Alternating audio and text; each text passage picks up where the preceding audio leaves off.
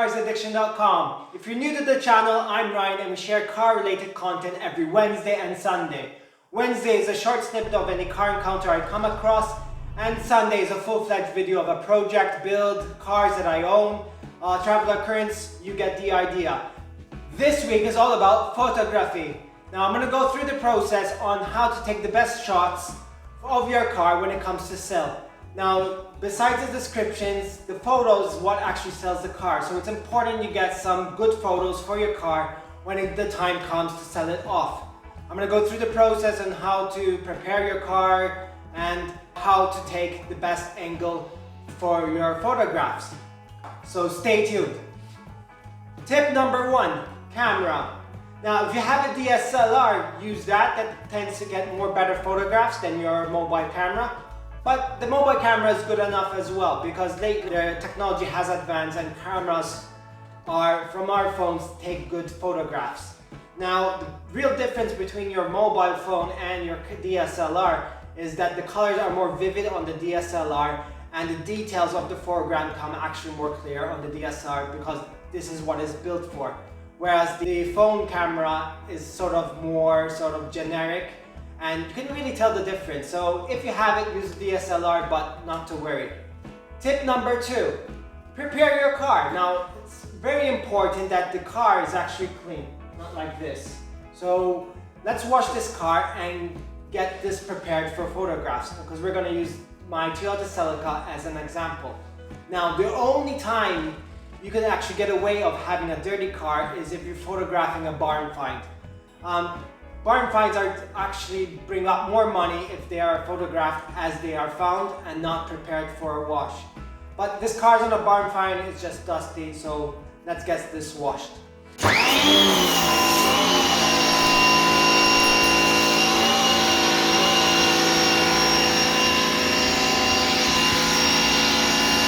Okay, we've got the car all cleaned up. She's looking great. Haven't seen her shining like this in ages. Now, I'd like to point out that we're going to be taking photos of the interior as well. So it's important that we vacuum the inside of the car, dust any parts of the dashboard, and clean the inner door jambs, because we're going to be actually taking photographs of those as well. So make sure you actually clean the exterior, interior, and even the boot inside there. Everywhere has to be clean, like you're just selling a new car.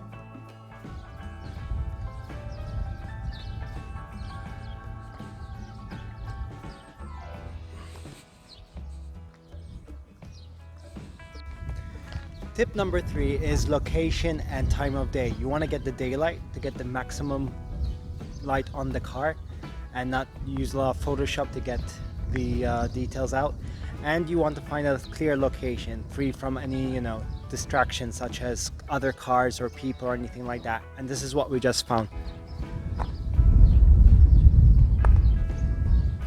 Tip number 4, how to take the photographs. If you're uploading it to a limited platform that limits to, say, 5 photographs, you might want to take the 3/4 shot, which is this shot here. Same for the rear on the other side.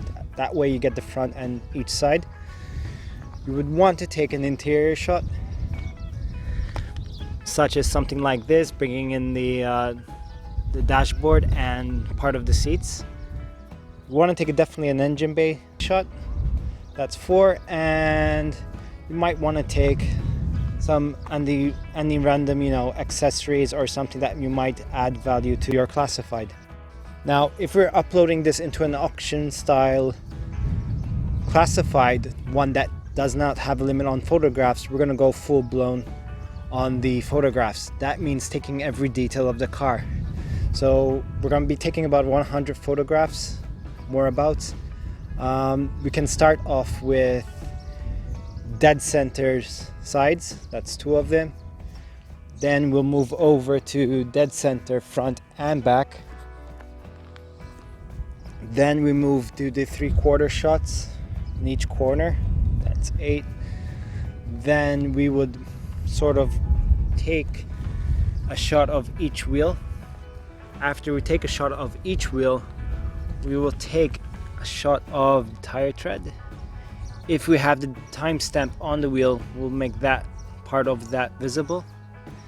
we would want to as well then go back to the dead shots and split our frame in three. So we want to take a photograph of each headlight as follows, then the grille, and then the other headlight. Corner, the same thing. Photo of the fender, the door, and the rear quarter fender, and so on. We would want to take photos of any details such as this fuel cap, quarter sail part. We want to take photographs of fender mirrors, any details you might think that are worth adding value to your car, maybe the hood flutes and so forth. You might also want to focus on some defects in the paint job. I have something over here if it shows up. And that's about it. If it's possible, you could also take photographs from underneath of the car. And want to put your focus in the interior of the car. You want to take a photo of each door jamb over here and over there. The door card. Then bring your focus into the dashboard. So what we'll do is take a photograph overall and then split it into three parts.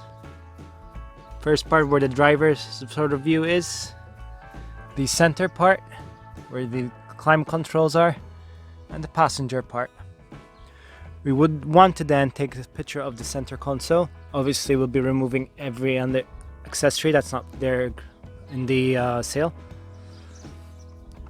We want to take a picture of the seats with this angle, then another picture of each seat from the back.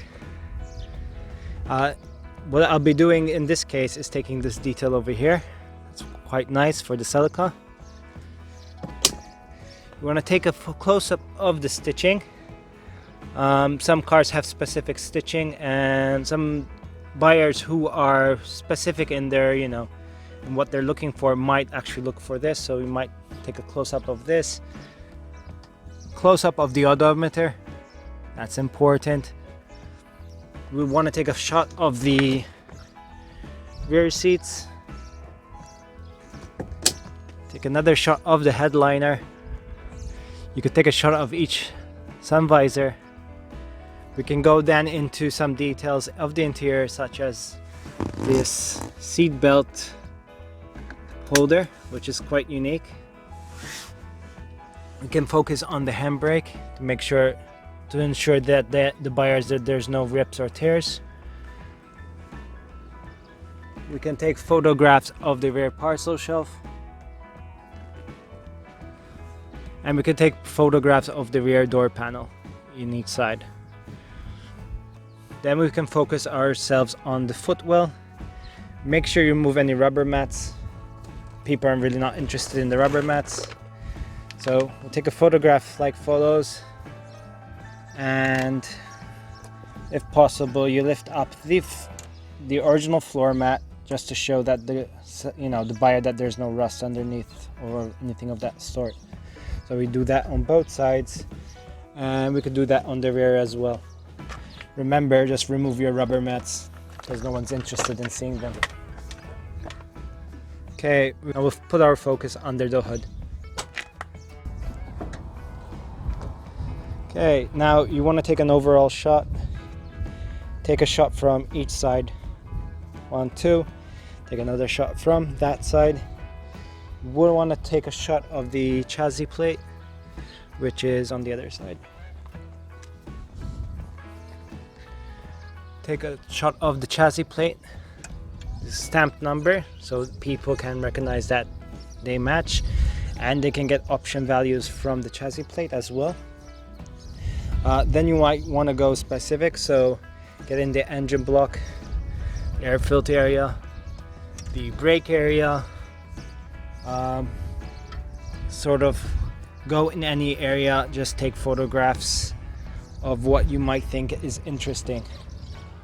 Strut towers, Some cars tend to rust here, so it's important to take photographs of that place. And the latches. After done with the engine bay, we'll put our focus on the rear of the car. So you want to take a picture of the boot as it is. Again, split it into 3 and take photographs individually, and maybe take photographs of that lifted and underneath. You also take photographs of the spare wheel, maybe take it out, take pictures of underneath the spare wheel, take pictures of the each rear quarter, take pictures of any sort of thing that you might think have gone missing throughout the years, such as this cardboard piece protecting the fuel tank. So take a photo of that. Take a photo of underneath the look. If you have any struts or anything like that, make sure you take pictures of the latches. People tend to look at these corners for rust. You can take photos of each corner.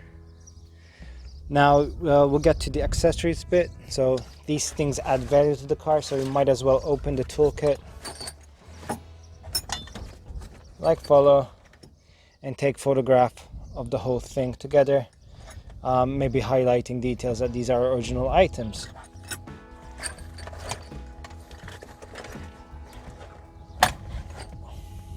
Would then want to take photographs of the key together with any other accessories that are available with the car or documents. Now I've gone through what kind of photographs you need to make. I'll put a detailed list in the description below of where you can print out and do like a checklist of while you're doing all of this. It does take some time, but if you take your patience and go through all the photographs we just mentioned, you have a better chance of selling your car because you're showing detail and you're reducing the extra people, time wasters, getting back to you with questions because they actually have the photographs to refer to. I hope this helps you in making photographs for your adverts. Thank you for watching. Take care.